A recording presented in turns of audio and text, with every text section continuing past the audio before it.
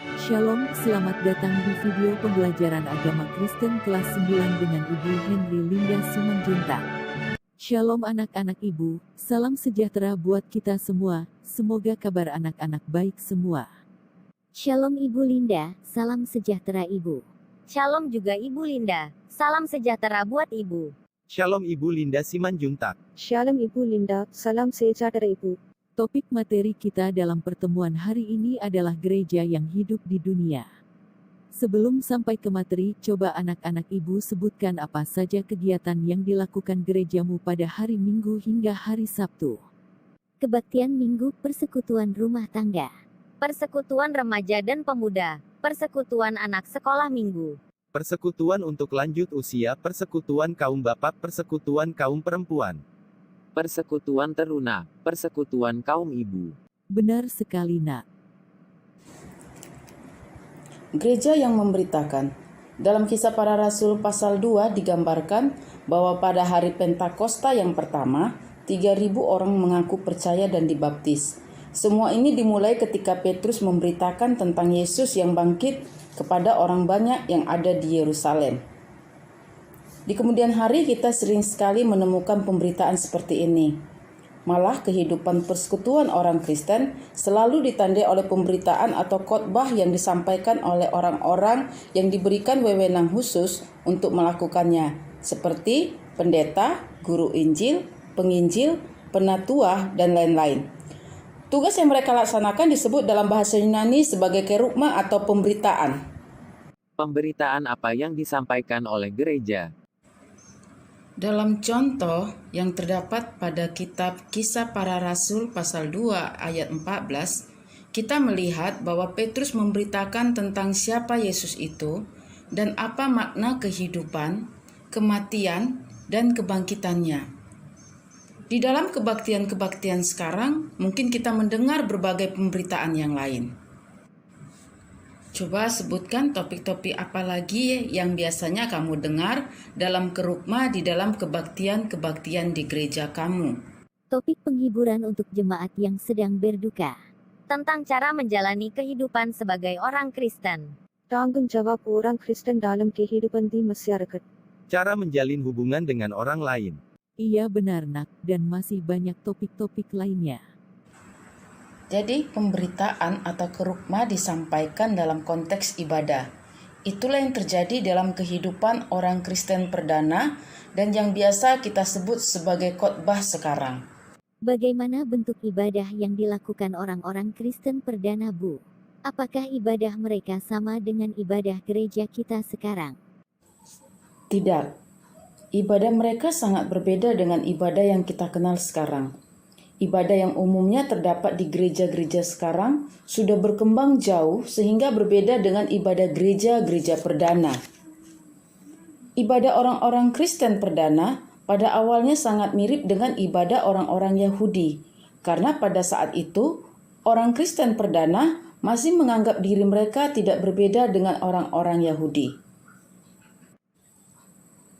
Jemaat Kristen mula-mula menata peribadahan mereka sesuai dengan tata ibadah orang Yahudi. Tata ibadah ini disebut liturgi, yang dalam bahasa aslinya yaitu bahasa Yunani, liturgia. Kata liturgia dalam bahasa aslinya mengandung banyak arti, antara lain pelayanan militer, pelayanan imam berupa kurban dan doa kepada Tuhan, dan persembahan untuk menolong orang-orang miskin. Kisah Para Rasul melukiskan bahwa mereka hidup dalam sebuah persekutuan yang saling berbagi. Tertulis dalam Kisah Para Rasul pasal 2 ayat 44-47. Di sini digambarkan oleh Kisah Para Rasul ketika di situ dilaporkan bahwa orang-orang Kristen perdana memecahkan roti di rumah masing-masing secara bergiliran. Perjamuan ini mengingatkan mereka akan persekutuan yang erat antara Tuhan dengan para murid.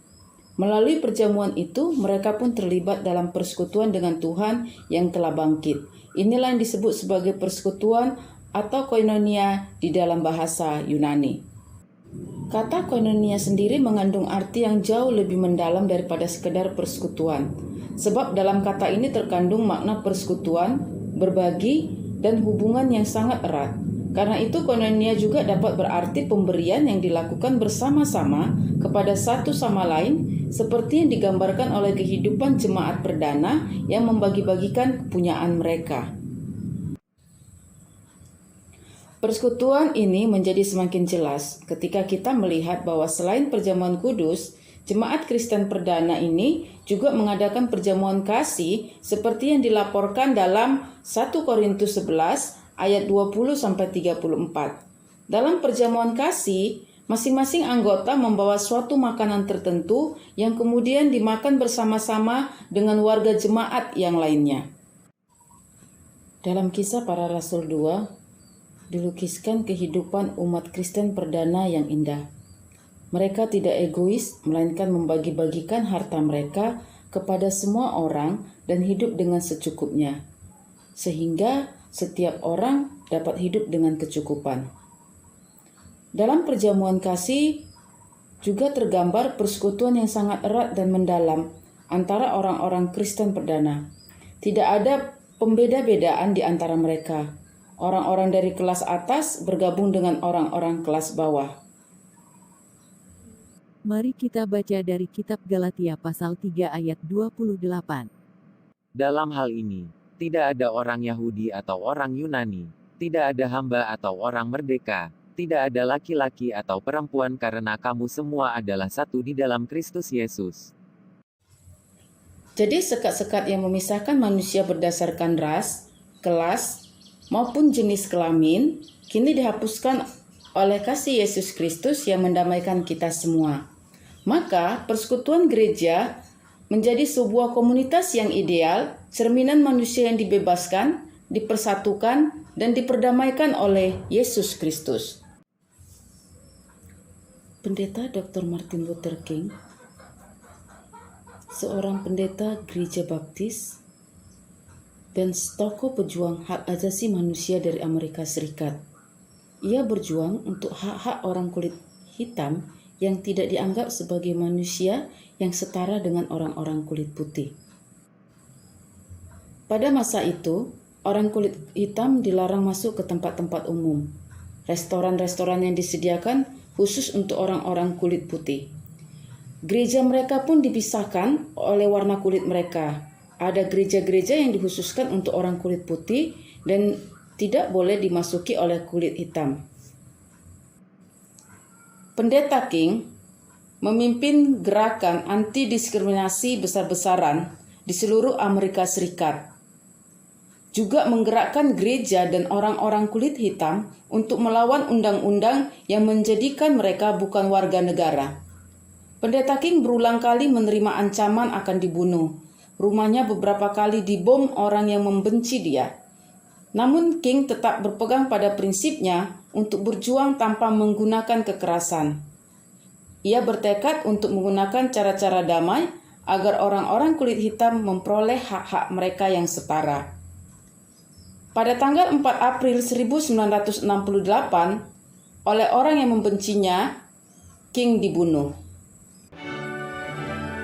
Kesimpulan materi kita hari ini, dalam materi ini kita melihat hal-hal yang dikerjakan oleh gereja, yaitu liturgia, kerugma, dan koinonia.